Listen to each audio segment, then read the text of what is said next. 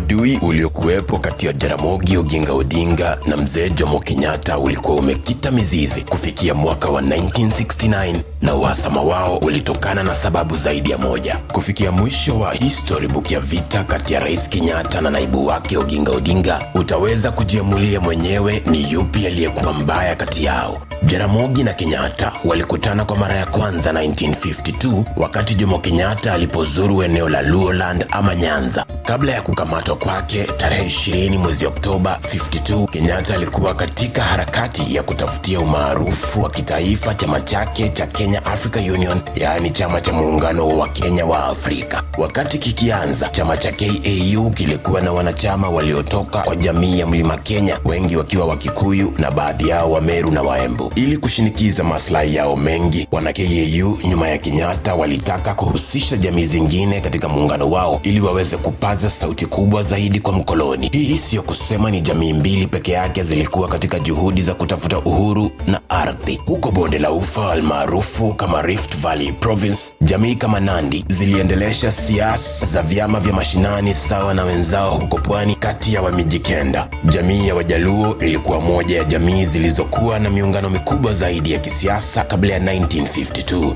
Kuanzia 1920s, Young Kavirondo Taxpayers Welfare Association ilianzisha harakati ya Wajaluo kupigana na ukoloni. Wakati Kenyatta akizuru Luo Nyanza, Jaramogi Oginga Odinga alikuwa chifu maarufu ama Ker wa Kijaluo, alikuwa na ushawishi mkubwa na aliyetetea uhuru wa Wakenya asili eneo hilo. Jaramogi ambaye alikuwa amesikia sifa za Kenyatta alimpokea vizuri na wakakubaliana kushirikiana dhidi ya serikali ya mkoloni. Kuja kwa Kenyatta Nyanza 1952 kuliwezeshwa na mkataba wa makubaliano ya amani uliofanyika mnamo 1923 kwa kuwezeshwa na mwanasiasa Mkikuyu aliyeitwa James Botaa. Bwana Botaa alifanikiwa kuunganisha viongozi wa Wajaluo na Wakikuyu, jamii zilizoishi na uhasama wa jadi. James Botaa alifahamu kuunganisha jamii hizo mbili kubwa kungesaidia vikubwa zaidi kufukuza mkoloni aondoke Kenya. Baada ya mkataba wa 1923, Wajaluo walishirikiana na Wakikuyu katika hafla nyingi za kisiasa na vyama vya wafanyikazi, lakini uzito wa tofauti zao za kikabila ukasalia. Jaramogi Oginga Odinga alikuwa mtu mwenye akili na alielewa umuhimu wa watu wa ziwani kuungana na wale wa mlimani na wengine kama wangetaka kufaulu kama Waafrika. Kenyatta naye alitaka sana kuwa kiongozi mwenye ushawishi wa kitaifa na mwanasiasa aliyestahili kuwa rais iwapo Kenya ingepata uhuru. Kenyatta alikuwa mwanasiasa shupavu aliyetumia mbinu za wazungu dhidi yao. Mwakani 1947, Uingereza ilikuwa imeachilia India, koloni yake kubwa zaidi iliyoitawala kwa miaka 200 na kuiacha iwe huru. Uwezekano wa Kenya huru ulionekana kuwa karibu sana katika wingu la mageuzi yaliyokuwa yakifanyika duniani baada ya vita vya World War II, ikiwemo uhuru wa nchi ya India.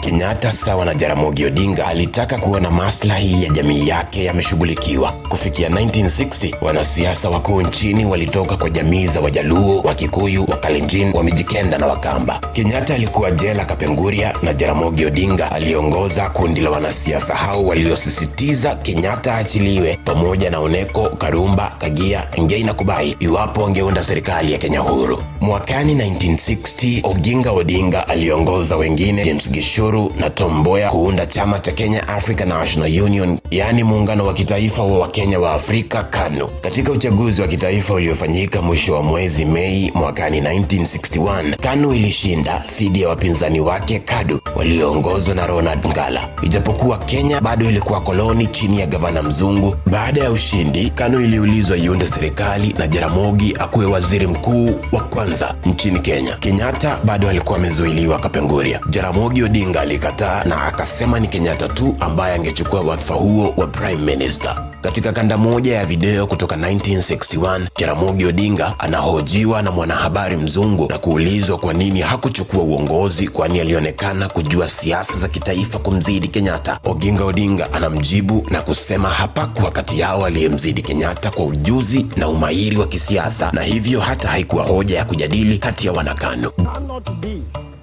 We cannot in any sense be more advanced than our teacher and master, whom I think is much more advanced in political outlook in this country than we are. We are still in just in the stages of learning politics from him. Jomo Kenyatta aliachiliwa huru mwezi Agosti 1961 na akawa rais wa chama cha KANU mwezi Oktoba, huku mmoja wa viongozi wa Kikuyu akimwachia kiti chake katika bunge la Legislative Council LegCo. Baada ya Kenya kupata uhuru na hatimaye kuwa jamhuri mwezi Disemba 1964, ilianza kuwa bayana na wazi ni kitu gani kiliunganisha pamoja watu kama Mboya, Kenyatta na Odinga, na ni nini ambacho kingewafanya kuwa maadui wakubwa katika visa vilivyofuata miezi michache baada ya uhuru. Kwanza kabisa, Kenyatta na Jaramogi walikuwa na mwonekano tofauti sana kuhusu jinsi wa Kenya wangejitawala baada ya jamhuri ya 1964. Kabla akamatwe 1952, Kenyatta alihubiri injili ya Wakikuyu kurudishiwa ardhi zao kubwa kubwa zilizokaliwa na wazungu wa beberu. Zaidi, aliahidi jamii zingine huko bonde la Ufa na magharibi mwa Kenya kuwa wangepata ardhi tosha na kazi za kufanya chini ya uchumi mpya wa Kenya. Mzozo ulitokea pale alipobadilisha mwito wake baada ya 1961 na kuwakubalia makaburu wazungu wauze ardhi walioikalia badala ya kuiachilia igawanywe kwa Wakenya asili. Jaramogi alitaka hivyo. Alionelea ingekuwa vizuri kama ardhi iliyofikia ekari milioni 2 katika maeneo mbalimbali ingegawanywa kati ya Wakenya wengi maskini walioishi bila ardhi chini ya mzungu. Muonekano huu haukuwa wa Jaramogi Oginga peke yake. Achieng' Oneko, waziri wa utalii, na naibu waziri wa elimu Bildad Kagia, wote waliokuwa na Kenyatta Kapenguria, walitaka wazungu waondoke na ardhi igawanywe kwa Wakenya wasio nayo.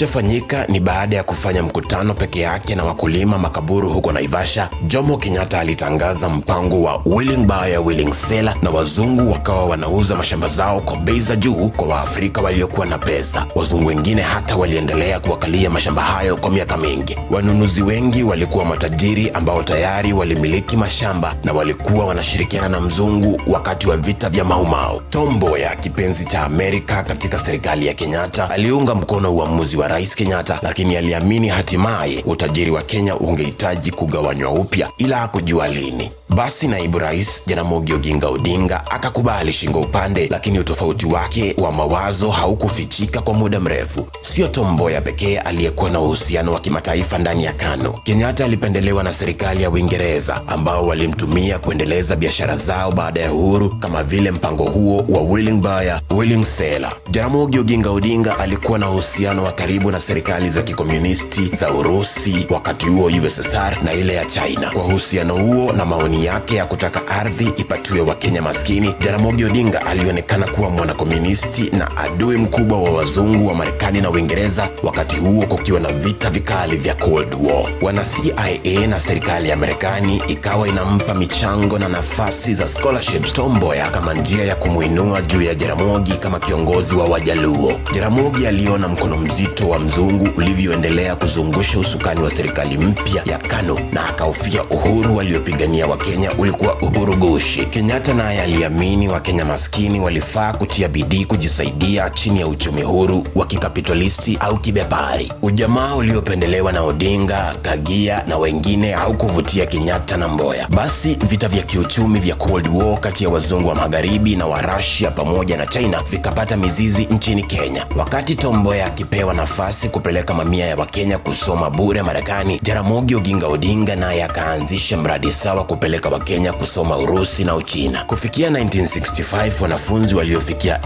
1900 walikuwa wamepata nafasi kusoma katika vyuo vya mataifa ya kikomunisti huko Urusi na Uchina. Wakati mradi wa scholarships wake Odinga ulionekana kufikia ule wa Tom Mboya, wa Marekani walianza kueneza uvumi kuhusu shughuli za Odinga huko Urusi na China. Iwapo uvumi huo ulikuwa wa kikweli, utajiamulia. Tetesi zikaanza kuibuka zikidai eti Jaramogi alituma wanafunzi kupewa mafunzo ya kijeshi kama njama ya kutengeneza jeshi la siri la kikomunisti dhidi ya Kenyatta. Walioeneza tetesi hizo walidai Jaramogi Oginga Odinga alipanga kutumia jeshi hilo la siri kugeuza serikali ya Kenyatta na KANU na kugeuza Kenya kuwa taifa la kikomunisti ambapo mali yote yangemilikiwa na serikali na hayupo aliyekubaliwa kuwa tajiri. Madai haya hayakutolewa dhidi ya mpango wa scholarships wa Tom Mboya na Marekani. Swali la iwapo Wakenya walipewa mafunzo ya kijeshi huko Urusi na mjini Wuhan huko China liliibuka, na naibu rais Odinga alijibu kuwa Kenyatta alijua kuhusu miradi yote ya masomo ambayo yeye Odinga aliendeleza. Hata hivyo, wakati wanafunzi waliosoma nje ya nchi walipoanza kuhitimu na kurudi nchini, wale waliopelekwa na Jaramogi Odinga kusoma mashariki na Urusi walikosa nafasi za kazi walipojaribu kujiunga na serikali. Waliosoma Marekani na Uingereza kama vile Hussein Obama na Wangari Maathai walipewa kazi kubwa serikalini. Baada ya 1964, Kenyatta alizidi kuwapa Wakikuyu manufaa zaidi ya maendeleo ndani ya serikali.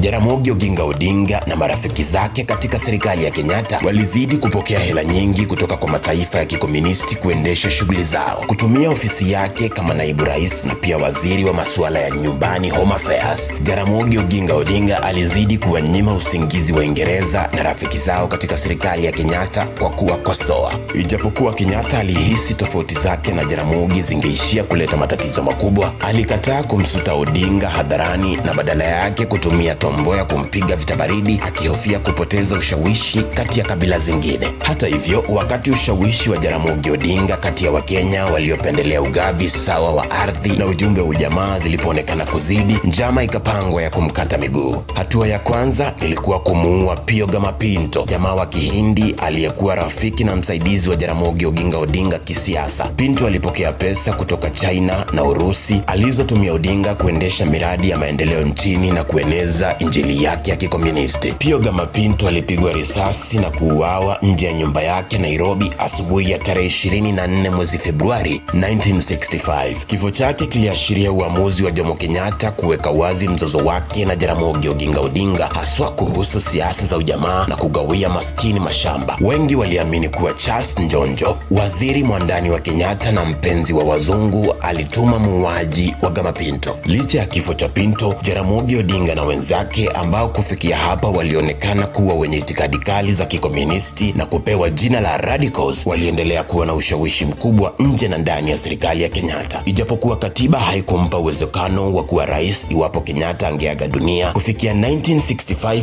Jaramogi alikuwa mwanasiasa maarufu zaidi nchini baada ya Kenyatta. Achieng' Oneko na Jaramogi, licha ya maoni yao tofauti, walikuwa na uhusiano wa karibu na mzee Kenyatta. Hili likawa linawapa wasiwasi watu kama Njonjo na Tom Mboya waliokuwa marafiki wa Uingereza na waliomezea mate kumrithi Kenyatta. Basi ilipofika tarehe 4 Aprili 1965, siku chache tu baada ya Gama Pinto kupigwa risasi, Charles Njonjo huyo alimtembelea balozi wa Uingereza nchini Kenya aliyeitwa High Commissioner Malcolm MacDonald. Kulingana na taarifa ya MacDonald aliyoitoa baadaye, Njonjo alimwambia kuhusu njama ya Jaramogi Odinga na wenzake kugeuza serikali ya Kenyatta mwezi huo. Njonjo alikisia eti naibu rais Jaramogi alikuwa na silaha nyingi na hatari kutoka China alizopanga kutumia kupindua serikali ya mzee Jomo Kenyatta katika siku zijazo. Kulingana na taarifa ya Njonjo, njama hii ilipangwa kutekelezwa tarehe 12 mwezi huo wa Aprili, lakini ilifichuka wakati wa kuchunguza kifo cha Pio Gama Pinto.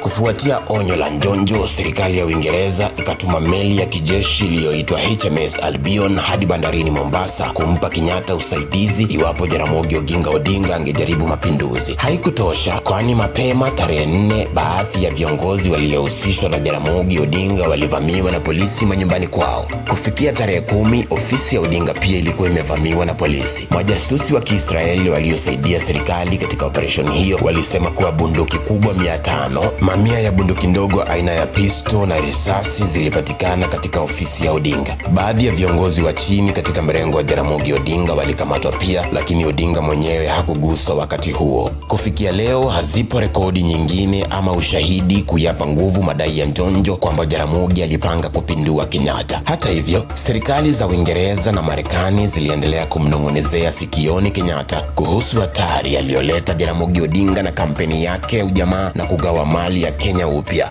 Isitoshe, presha ya Uingereza ililazimisha Kenyatta kukataa msaada wa silaha za kivita uliofika Kenya kutoka Urusi mnamo tarehe 14 Aprili 1965 kwa hofu ya kughadhabisha Waingereza waliokuwa maadui wa Urusi. Kinaya ni kwamba silaha hizo zilizorudishwa zilikuwa zimeombwa na Kenyatta mwenyewe baada ya Uingereza na Marekani kumnyima. Uhasama wa Kenyatta na Odinga ulionekana kuchochewa na hali ya kutoridhika iliyokuwepo dhidi ya serikali ya Kenya mpya kati ya wananchi, huku umaarufu wa Kenyatta ukififia kutokana na wizi na ukabila uliokithiri serikalini, ujumbe wa Jaramogi Odinga wa kugawa utajiri ukazidi kupata umaarufu. Juhudi za wandani wa mzee Kenyatta kutenganisha Jaramogi na marafiki zake wa kimataifa hazikusaidia katika siasa za mashinani, ambapo wengi wa viongozi wa KANU walinung'unikia uendeshaji mbaya wa serikali na chama. Wakati wa kiangazi cha 1965, viongozi wa mashinani walidai waathiriwa katika maeneo ya Pwani na Ukambani wapewe mashamba mara moja, lakini madai hayo yakatupiliwa mbali. Katika uchaguzi wa KANU wa 1966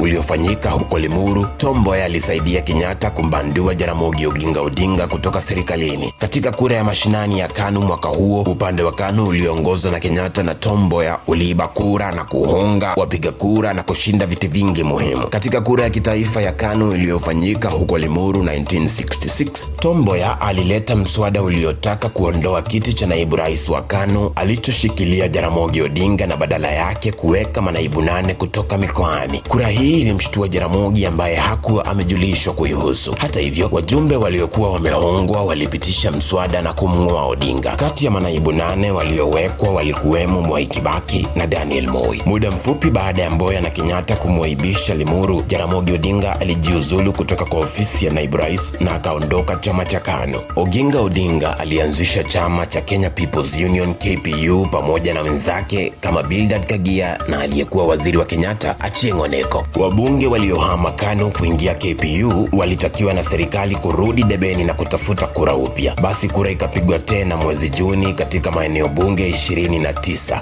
Kura hiyo iliyobandikwa jina Little General Elections iliishia na KPU kushinda viti 9, wengi wakiwa Wajaluo. Hii ni licha ya Kenyatta kutumia polisi kusambaratisha kampeni za Jaramogi Odinga na KPU. Kenyatta aliendeleza bidii ya kuzima Jaramogi Odinga na KPU kwa kuwakamata wanaharakati waliohusishwa naye kuanzia 1966. Kufikia 1967 ilikuwa vigumu kwa Jaramogi Odinga na KPU kuchapisha hata ujumbe wa gazeti dhidi ya serikali. Hata hivyo, hili alikukomesha Odinga kuendelea kukosoa uongozi wa KANU chini ya Kenyatta. Naye Kenyatta akawa anashambulia Odinga na KPU katika kila mkutano aliohudhuria. Zaidi, Kenyatta alitaka kuonyesha chama cha KPU kuwa cha Wajaluo peke yao, na mbinu aliyoitumia ilikuwa kuwakandamiza na kuwakamata wanachama wake ambao hawakuwa Wajaluo. Katika uchaguzi wa mitaa wa 1968, Kenyatta alikamata Bildad Kagia na akapiga marufuku wanachama wa KPU kutafuta kura debeni. Baada ya kura ya 1969, Kenyatta alikuwa amefaulu kumzika Jaramogi Odinga kisiasa. Chama cha KPU kilipoteza wabunge wengi na hata michango ya ugaibuni ikakauka. Oginga Odinga alipojaribu kuanzisha mazungumzo ya maridhiano na Kenyatta, Tom Mboya aliyekuwa katibu mkuu wa KANU alikataa, akisema Odinga alifaa kuongea naye kwanza. Tom Mboya alibakia KANU kama Mjaluo wa pekee mwenye cheo cha juu. Wakati Tom alipopigwa risasi na kuuawa katika hali ya kutatanisha Jumamosi moja mwezi Julai 1969, wengi waliamini wandani wa Kenyatta, haswa Charles Njonjo, walimuua kumzuia asikuwe rais baada ya Kenyatta, kwani Kenyatta alikuwa ameanza kuugua. Licha ya juhudi zake kumaliza Jaramogi Odinga kisiasa, kifo cha Tom Mboya kiliwatia hasira Wajaluo na Wakenya wengine walioshuku Wakikuyu walimmaliza.